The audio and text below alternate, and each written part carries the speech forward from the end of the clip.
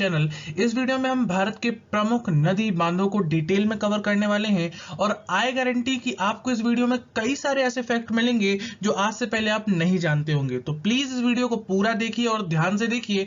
तो चलिए स्टार्ट करते हैं।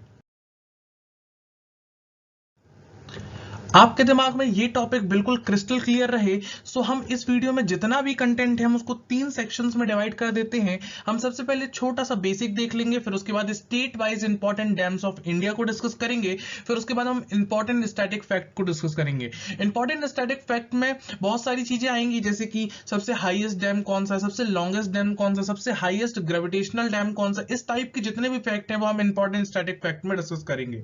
ठीक है, तो चलिए आगे बढ़ते हैं। सबसे पहले हम बांध और बैराज के बारे में डिस्कस कर लेते हैं कि आखिर ये होते क्या हैं और इनके बीच में बेसिक डिफरेंस क्या होता है। अक्सर लोगों को इन्हीं दोनों के बीच में कंफ्यूजन होता है। बात करें अगर हम बांध की, तो बांध एक विशेष प्रकार का अवरोध होता है जिसका उपयोग नदी के जल को रोकने के लिए किया जाता है।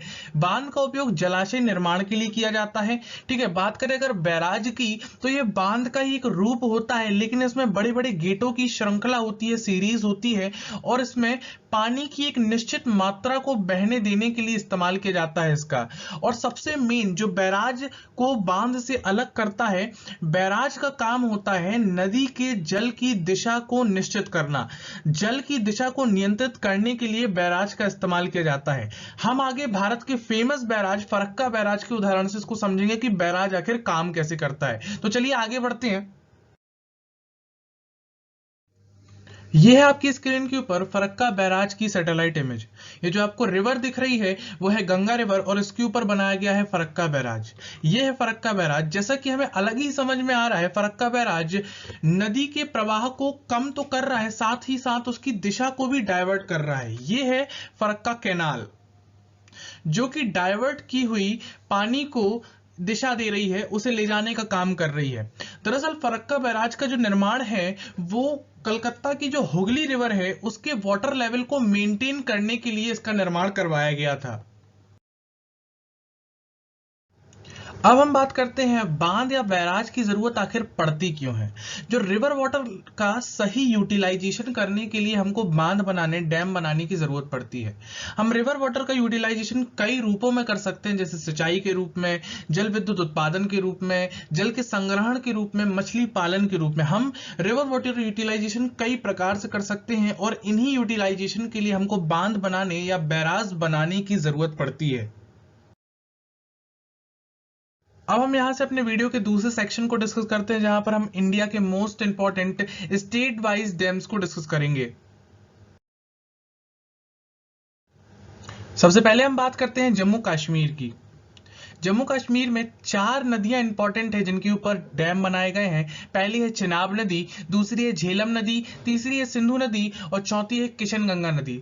चिनाब नदी पर 2 इंपॉर्टेंट डैम्स बनाए गए हैं। पहला है बगलिहार डैम और दूसरा है सलाल डैम।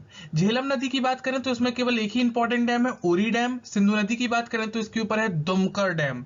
किशनगंगा की बात करें तो इसके ऊपर है किशनगंगा डैम। ठीक है,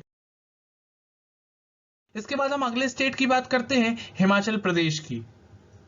हिमाचल प्रदेश की बात करें तो यहां पर 3 इंपॉर्टेंट नदियां हैं जिनके ऊपर डैम बनाए गए हैं, सतलज नदी, व्यास नदी और रावी नदी। सतलज की बात करें तो यहां पर भाखड़ा नागल बांध है और उसके ऊपर नाथपा झांकरी डैम है। ठीक है, व्यास नदी की बात करें तो उसके ऊपर पौंग डैम है और रावी की बात करें तो उसके ऊपर चमेर बांध बनाया गया। अगले स्टेट की बात करें तो अगला स्टेट है पंजाब। पंजाब की बात करें तो यहां पर रावी नदी इंपॉर्टेंट है जिसके ऊपर रंजीत सागर डैम बनाया गया है। इसके बाद हम अगले स्टेट की बात करते हैं, वो है उत्तराखंड। उत्तराखंड की बात करें तो यहां पर रामगंगा नदी है और भागीरथी नदी है। रामगंगा नदी के ऊपर रामगंगा बांध बनाया गया है और भागीरथी के ऊपर टिहरी बांध बनाया गया है। इसके बाद हम अगले स्टेट की बात करते हैं जो कि है बिहार। बिहार की बात करें तो बिहार में सोन नदी इंपॉर्टेंट है जिसके ऊपर इंद्रपुरी बैराज बनाया गया है। इसके बाद हम अगले स्टेट की बात करें तो वो है राजस्थान। राजस्थान की बात करें तो यहां पर चंद्रभागा नदी है। चंबल नदी है। चंद्रभागा नदी की बात करें तो उसके ऊपर चंद्रभागा बांध है, और चंबल नदी की बात करें तो उसके ऊपर दो बांध है राजस्थान में। पहला है जवाहर सागर बांध और दूसरा है राणा प्रताप सागर बांध। इसके बाद अगला स्टेट आता है मध्य प्रदेश। मध्य प्रदेश की बात करें तो यहाँ पर दो नदियां इंपॉर्टेंट हैं जिनके ऊपर बांध बनाए गए हैं। पहली है नर्मदा नदी और दूसरी है चंबल नदी। नर्मदा नदी की बात करें तो उसके ऊपर ओमकालेश्वर बांध बनाया गया है, और चंबल नदी की बात करें तो उसके ऊपर गांधी सागर बांध बनाया गया है। इसके बाद अगले स्टेट की बात करें तो वो है गुजरात। गुजरात की बात करें तो यहां पर नर्मदा नदी है, ताप्ती नदी है और माही नदी है। इनके ऊपर इंपॉर्टेंट बांध की बात करें तो नर्मदा नदी के ऊपर है सरदार सरोवर बांध। ताप्ती नदी की बात करें तो इसके ऊपर बना है उकाई डैम, और माही नदी की बात करें तो इसके ऊपर बना है कांडाना डैम। ठीक है। इसके बाद अगर हम अगले स्टेट की बात करें तो वो है उड़ीसा। उड़ीसा की बात करें तो यहाँ पर दो नदी मोस्ट इंपॉर्टेंट है। पहली है महानदी और दूसरी है इंद्रावती नदी। महानदी की बात करें तो इसके ऊपर है हीराकुंड डैम। ठीक है। इंद्रावती नदी की बात करें तो इसके ऊपर है इंद्रावती बांध। इसके बाद हम अगले स्टेट की बात करें तो वो है पश्चिम बंगाल। पश्चिम बंगाल की बात करें तो यहाँ पर फेमस गंगा नदी है जिसके ऊपर फरक्का बैराज बनाया गया है। इसके बाद अगला स्टेट आता है आंध्र प्रदेश। आंध्र प्रदेश की बात की जाए तो यहाँ पर कृष्णा नदी मोस्ट इंपॉर्टेंट है जिसके ऊपर दो बांध बनाए गए हैं। पहला है नागार्जुन सागर बांध और दूसरा है श्री शैलम बांध।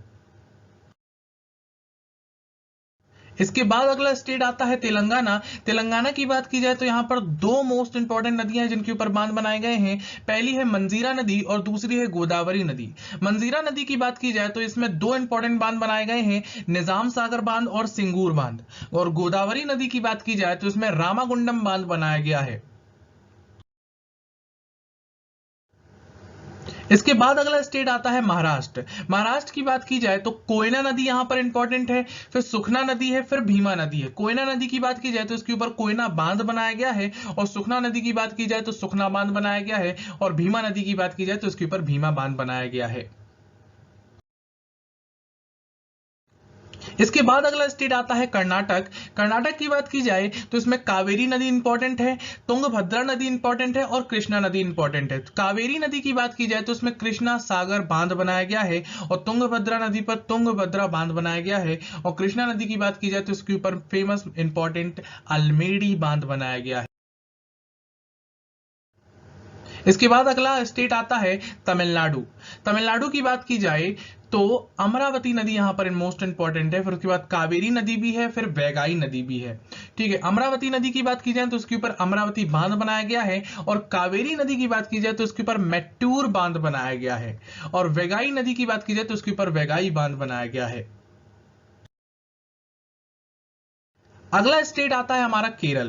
केरल की बात की जाए तो यहां पर फेमस पेरियार नदी है जिसके ऊपर तीन बांध बनाए गए हैं। पहला है पेरियार बांध, दूसरा है इडुक्की बांध जो कि मोस्ट इंपॉर्टेंट है, फिर मुल्ला पेरियार बांध भी इसी के ऊपर बनाया गया है। अब हम देखते हैं हमने किन किन स्टेट्स के इंपॉर्टेंट डैम्स को कवर कर लिया है। जम्मू कश्मीर, पंजाब, हिमाचल प्रदेश, उत्तराखंड, बिहार, राजस्थान, मध्य प्रदेश, गुजरात, पश्चिम बंगाल, महाराष्ट्र, उड़ीसा, तेलंगाना, कर्नाटका, आंध्र प्रदेश, तमिलनाडु और केरल। हमने एग्जाम पॉइंट ऑफ व्यू से इन स्टेट्स के इंपॉर्टेंट डैम्स को कवर कर लिया है, और एग्जाम पॉइंट ऑफ व्यू से यही डैम्स बहुत इंपॉर्टेंट है। तो चलिए आगे बढ़ते हैं, लेकिन आगे बढ़ने से पहले मैं इस मैप को कंप्लीट कर देता हूं, क्योंकि मैं जानता हूं आप इस मैप को कंप्लीट देखना चाहते हैं, और इंडिया का मैप अधूरा अच्छा भी नहीं लगता।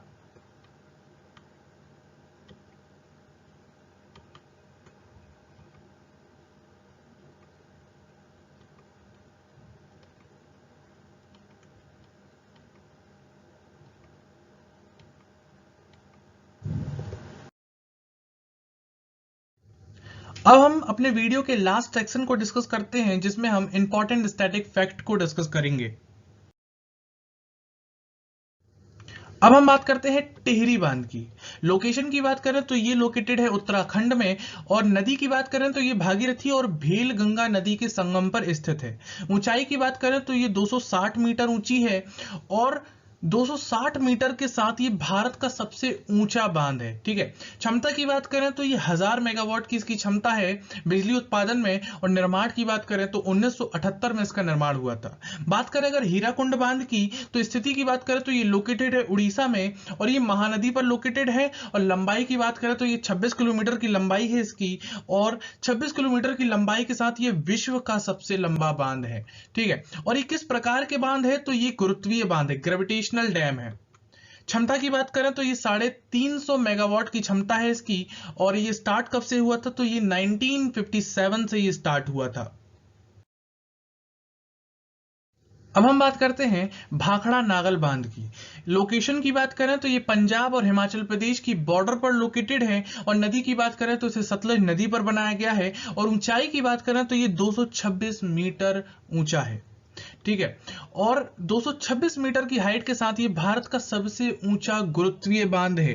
भारत का सबसे ऊंचा बांध नहीं, भारत का सबसे ऊंचा गुरुत्वीय बांध है ये। ठीक है, भाखड़ा नागल बांध के जनक सर छोटू राम को कहा जाता है। ठीक है, और लाभान्वित राज्य की बात करें कि इस बांध से कौन कौन से राज्य लाभान्वित होते हैं, तो वह है पंजाब, हिमाचल प्रदेश और राजस्थान।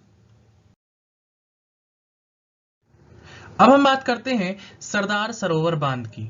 लोकेशन की बात करें तो ये गुजरात में लोकेटेड है, और नदी की बात करें तो ये नर्मदा नदी पर है। क्षमता की बात करें तो 1450 मेगावाट की इसकी क्षमता है, और 1450 मेगावाट की क्षमता के साथ ये भारत का सबसे बड़ा बांध है। ये सबसे बड़ा बांध है लेकिन क्षमता के आधार पर। ठीक है, अब मैं आपको एक इंटरेस्टिंग फैक्ट बताने वाला हूं, जिसके लिए हमें नर्मदा नदी की लोकेशन को समझना बहुत जरूरी है। ठीक है, यह है मध्य प्रदेश, यह है गुजरात और यह है महाराष्ट्र। नर्मदा नदी का ओरिजिन होता है मध्य प्रदेश में, और ये महाराष्ट्र से होते हुए गुजरात में जाती है और खत्म हो जाती है। ठीक है, नर्मदा नदी के होने के बावजूद गुजरात और मध्य प्रदेश में कुछ क्षेत्र ऐसे थे जो सूखा से ग्रसित थे। तो तत्कालीन सरकार ने 1961 में पंडित जवाहरलाल नेहरू ने इन क्षेत्रों के सूखा को दूर करने के लिए एक प्लान बनाया, एक योजना बनाई, जिसके तहत गुजरात में सरदार सरोवर बांध बनाया जाना था, और मध्य प्रदेश में इंदिरा सागर बांध बनाया जाना था। ठीक है, तो हम बात कर रहे हैं सरदार सरोवर बांध की। तो गवर्नमेंट ने क्या किया, उस क्षेत्र में रहने वाले लोगों से उनके गांव, उनकी जमीन को खाली करने के लिए कहा, उनकी जमीन मांगी उनसे, और उसके बदले में उनसे कहा कि हम मुआवजा देंगे, हम आपको घर देंगे, और तत्काल में रहने के लिए हम शरणार्थी घर भी उपलब्ध कराएंगे। लेकिन हुआ क्या कि डैम का जो कंस्ट्रक्शन है वो चालू हो गया, सरदार सरोवर बांध का जो कंस्ट्रक्शन है वो चालू हो गया, लेकिन लोगों को ना कोई मुआवजा मिला, ना कोई शरणार्थी गृह मिला, और ना ही कोई घर मिला। ठीक है, जैसे तैसे कुछ दिन बाद एक शरणार्थी गृह उपलब्ध कराया भी, तो उसकी स्थिति इतनी खराब थी और लोग अपना घर इनको सौंप के आए थे, इनका घर टूट चुका था। उसके बाद ये ऐसे जगह पर रह रहे थे जहां पर 10 लोगों की मौत हो गई। ठीक है, 1961 से लेके ये बात है 1985 से, मतलब कि 61 से लोग लड़ते लड़ते 85 तक पहुंच गए। ठीक है, इन्हीं लोगों के हक के लिए लड़ने के लिए 1985 में नर्मदा बचाओ कमेटी की स्थापना की गई थी। इस कमेटी ने इन लोगों के लिए बहुत काम किया, और फिर 1989 में एक आंदोलन किया जिसका नाम रखा गया था नर्मदा बचाओ आंदोलन, जिसका नेतृत्व किया था मेधा पाटकर ने। ठीक है, मेधा पाटकर ने। इस आंदोलन में लोगों ने 24-24, 12-12 घंटे तक गले गले तक पानी में रहकर, खड़े रहकर सरकार से गुहार लगाई थी कि हम आपसे लड़ना नहीं चाहते, केवल हमारी मांगों को पूरा कर दीजिए। तत्कालीन सरकार ने इनकी मांगे सुनने के लिए लोगों को भेजा भी था, लेकिन वो लोग थे, वो पुलिस वाले थे। अब आप समझ सकते हैं उन पुलिस वालों ने उनका क्या किया होगा। सरकार इनकी मांगे सुनना ही नहीं चाहती थी।